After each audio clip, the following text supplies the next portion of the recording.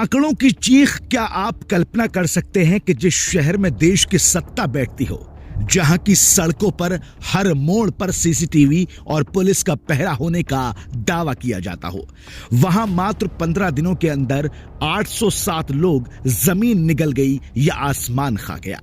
यह सिर्फ एक संख्या नहीं है, यह दिल्ली के माथे पर वो कलंक है जिसे स्मार्ट सिटी के विज्ञापनों से नहीं धोया जा सकता।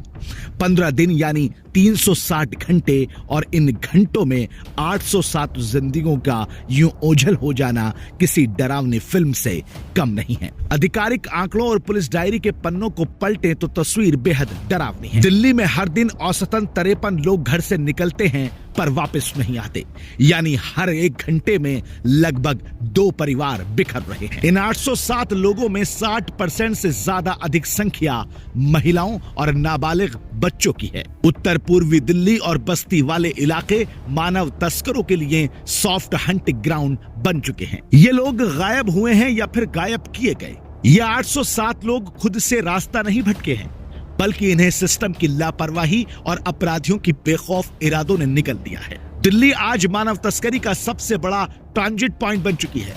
यहां से बच्चों को भीख मांगने वाले गिरोह को बेचा जाता है और बच्चियों को खाड़ी देशों या फिर देश के ही अन्य हिस्सों में देह व्यापार के लिए सप्लाई कर दिया जाता है।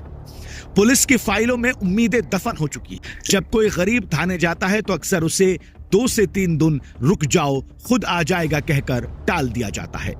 ये 2 दिन अपराधी को दिल्ली की सीमा पार करने के लिए काफी होते हैं।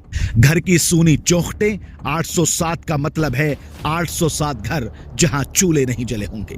सोचिए उस मां के बारे में जो आज भी दरवाजे पर हर आहट पर दौड़ती है कि शायद उसका कान्हा लौट आया हो। सोचिए उस बुजुर्ग पिता के बारे में जो हाथ में फटी हुई फोटो लेकर बस स्टैंड और रेलवे स्टेशनों की खाक छान रहा है। अगर दिल्ली सुरक्षित है तो ये लोग कहां हैं? सीसीटीवी का जाल कहां है? सरकार दावा करती है कि दिल्ली दुनिया के सबसे ज्यादा सीसीटीवी वाले शहरों में से एक है। फिर ये 807 लोग किसी कैमरे में क्यों नहीं आए? ये इंटेलिजेंस की नाकामी है? क्या पुलिस का खुफिया तंत्र इतना कमजोर हो चुका है कि उसे इतने बड़े स्तर पर हो रही गुमशुदगी की भनक तक नहीं लगती? जवाबदेही किसकी है? क्या गृह मंत्रालय और दिल्ली पुलिस प्रशासन इन 807 परिवारों को जवाब देगा कि उनकी सुरक्षा में सेंध कहां लग गई? अब जागने का वक्त है। दिल्ली की हवाओं में सिर्फ प्रदूषण नहीं, अब इसमें अपनों को खोने का डर भी घुल चुका है। अगर आज हम इन 807 लोगों के लिए आवाज नहीं उठाएंगे तो कल इस लिस्ट में कोई और भी हो सकता है। बेबाक आवाज टीवी का मकसद सिर्फ खबर दिखाना नहीं, बल्कि सोए हुए हुक्मरानों को जगाना भी है। हमें आंकड़े नहीं, हमारे अपने सुरक्षित चाहिए। क्या आप चाहेंगे कि ऐसा भी किसी और परिवार के साथ हो? बिल्कुल नहीं चाहेंगे।